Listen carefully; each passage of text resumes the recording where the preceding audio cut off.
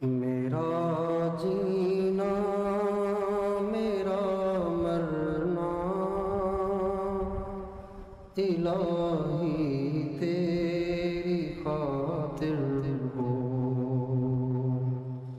میرا جینا میرا مرنا. بسم اللہ الرحمن الرحیم.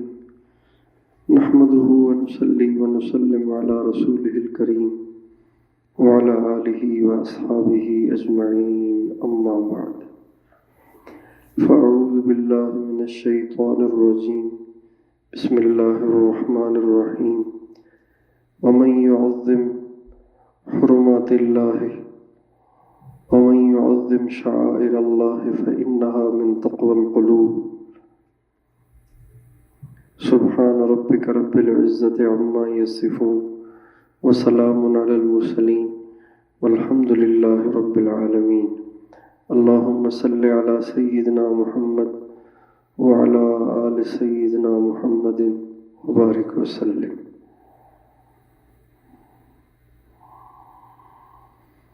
مشہور کہاوت ہے اردو زبان کی کہ با ادب فارسی زبان کی کہ با ادب با نصیب اور بے ادب بے نصیب. اگرچہ یہ فارسی کی کہاوت ہے لیکن احادیث مبارکہ سے اور بزرگوں کی سیرت سے اس کی تائید ہوتی ہے کہ جو بے ادب ہوتے ہیں وہ ہمیشہ محروم رہتے ہیں اور جو با ادب ہوتے ہیں وہ ہمیشہ کامیاب رہتے ہیں. مدینہ منورہ علی صاحبہا الف الف صلاۃ و سلام و تحیہ. مدینہ منورہ میں رہنے والوں کے لیے سب سے زیادہ جس چیز کو مد نظر رکھنا ضروری ہے وہ یہاں کا ادب ہے. جو جگہ جتنی بڑی ہوتی ہے اس کے آداب اتنے زیادہ ہوتے ہیں. مدینہ منورہ اللہ کے محبوب کا شہر ہے. مدینہ منورہ وہ مقدس شہر ہے کہ جس کی زمین میں وہ ہستیاں آرام فرما ہیں کہ انبیاء کے بعد ان سے بڑی ہستیاں اور کوئی نہیں ہے، یعنی اہل بیت اور صحابہ.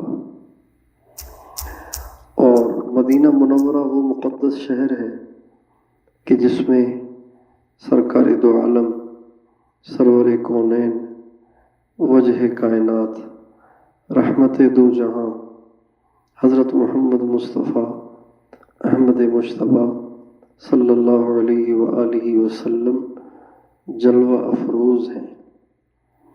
دیکھنے والوں کی نگاہوں سے اگرچہ اوجھل ہیں لیکن بہرحال آپ اس مقدس شہر میں اور روز انور اور روز اقدس کے اندر جلوہ افروز ہیں اور آنے والوں سے باخبر ہیں، آنے والوں کا سلام سنتے ہیں، ان کی دعاؤں پر آمین فرماتے ہیں اور جو دعا کی درخواست کرے ان کے لیے دعا بھی فرماتے ہیں. اور آنے والے کس درد سے آئے ہیں، کس عشق سے آئے ہیں، کس محبت سے آئے ہیں، کس نیت سے آئے ہیں، اللہ تعالیٰ وہ بھی آپ پر منکشف فرماتے ہیں. اس لیے چونکہ سب سے بڑی ہستی یہاں جلوہ افروز ہیں اس لیے یہاں کے آداب بھی سب سے زیادہ ہیں. اللہ تعالیٰ نے قرآن مجید میں اپنے نبی کے آداب خود بیان کیے ہیں. اللہ اکبر! کتنی بڑی بات ہے کہ اللہ نے ہمیں سکھایا ہے کہ میرے نبی کے ساتھ یوں رہو، یوں رہو، یوں رہو، یوں مت کرنا، یوں مت کرنا، یوں مت کرنا. نبی کریم صلی اللہ علیہ وسلم کی آواز سے زیادہ اونچی آواز کرنے پر اللہ تعالیٰ نے حضرات صحابہ کرام جیسی مقدس ہستیوں کو اتنی بڑی دھمکی دی ہے کہ اس کو سن کر آج بھی رونگٹے کھڑے ہو جاتے ہیں اور انسان لرز اٹھتا ہے کہ حضرات صحابہ کرام جیسی مقدس اور با ادب ہستیوں کو اللہ تعالیٰ نے اس غلطی پر کتنی بڑی دھمکی دی ہے۔ چنانچہ اللہ تعالیٰ فرماتے ہیں یا ایھا الذین آمنوا لا ترفعوا اصواتکم فوق صوت النبی ولا تجهروا له بالقول كجهر بعضكم لبعض ان تحبط اعمالكم وانتم لا تشعرون۔ اے ایمان والو، اپنی آواز کو نبی کی آواز سے اونچا مت کرو اور ایسے چیخ چیخ کے ان سے باتیں مت کرو جیسے آپس میں کرتے ہو۔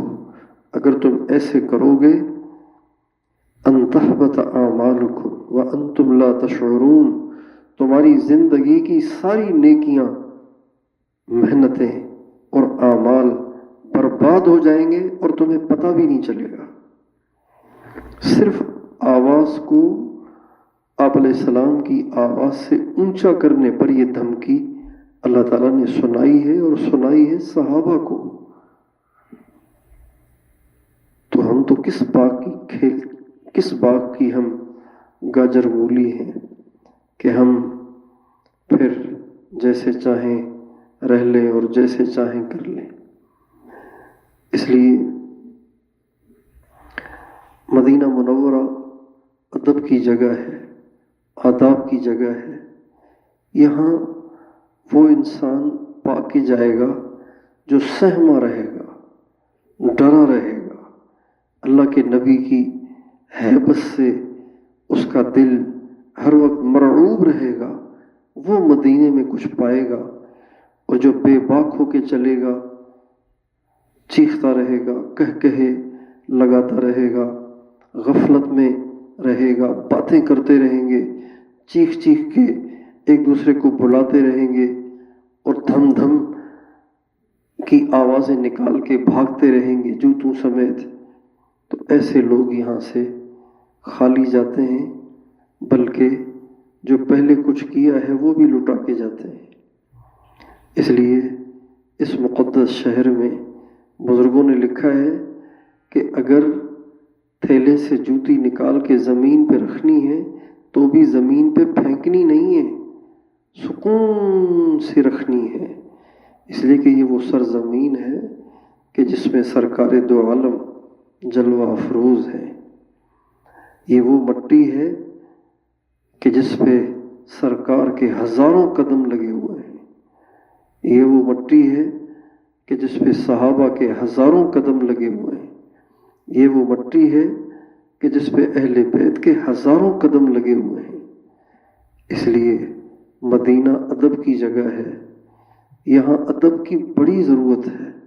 بے ادبی کرنے والے لوگ یہاں سے محروم جاتے ہیں اور اللہ کے نبی کی روح اقدس ان سے رنجیدہ ہو جاتی ہے، اللہ تعالیٰ ان سے ناراض ہو جاتے ہیں۔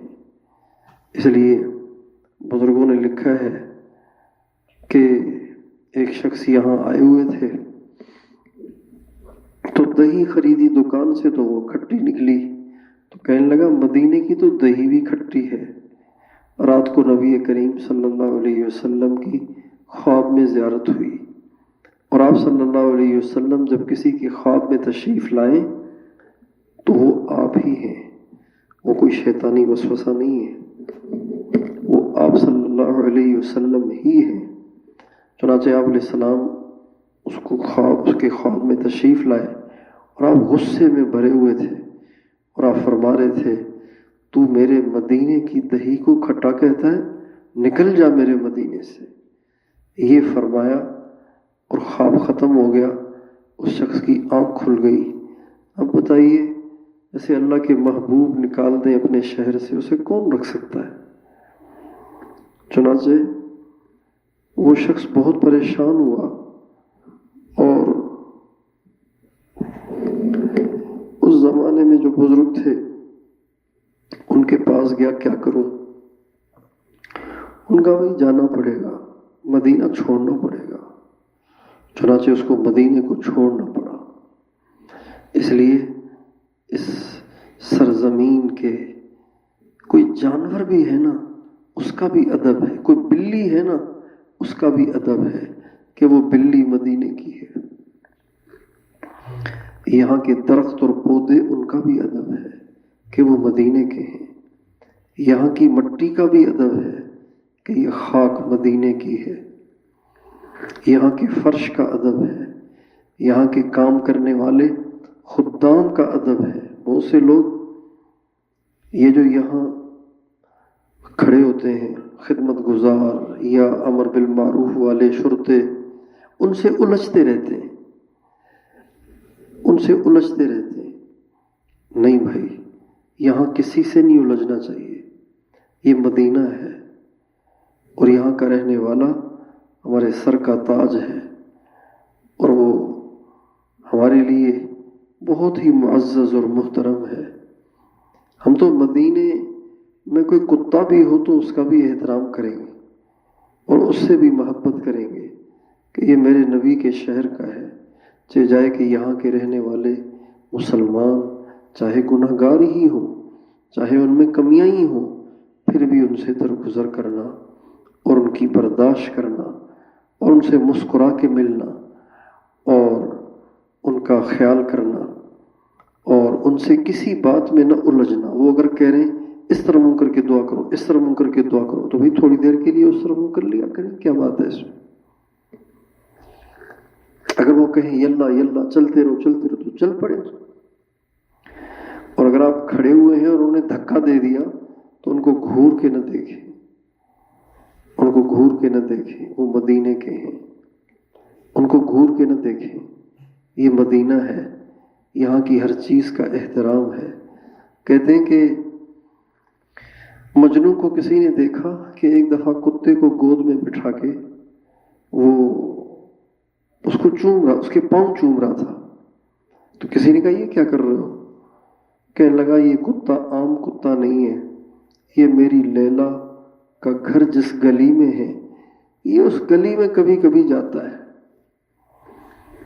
لیلا کا گھر، اس کی گلی، اور اس پہ بھی کبھی کبھی کتا جاتا ہے۔ این سگے در کوئے لیلا گاہے گاہے رفت بود، یہ کتا کبھی کبھی میری لیلا کے گھر والی گلی میں جاتا ہے، گھر میں نہیں جاتا، گلی میں جاتا ہے۔ اس لیے محبت ہے چونکہ لیلا سے، تو میں کتے کے پاؤں چوم رہا ہوں۔ تو پھر میرے نبی کے شہر کے رہنے والوں سے مجھے کتنی محبت ہونی چاہیے اور ان کا کتنا احترام کرنا چاہیے، اور ان کی بات اگر کڑوی لگے تو برداشت کرنی چاہیے، ان کو محبت سے دیکھنا چاہیے۔ ہے یہ آنکھیں کتنی خوش قسمت ہیں جو مستقل سنہری جالیوں کو تکتی ہیں، یہ کتنے مبارک قدم ہیں جو مستقل مسجد نبوی میں پھرتے ہیں، یہ کتنے مبارک لوگ ہیں کہ جو مسجد نبوی میں روز آتے ہیں اور میرے نبی کی نگاہوں کے سامنے پھرتے ہیں۔ یہ کتنے خوش قسمت لوگ ہیں۔ محبت سے ان کو دیکھیں، محبت سے ان کو دیکھیں اور ان کی قسمت پہ رشک کریں کہ یہ کتنے خوش قسمت لوگ ہیں۔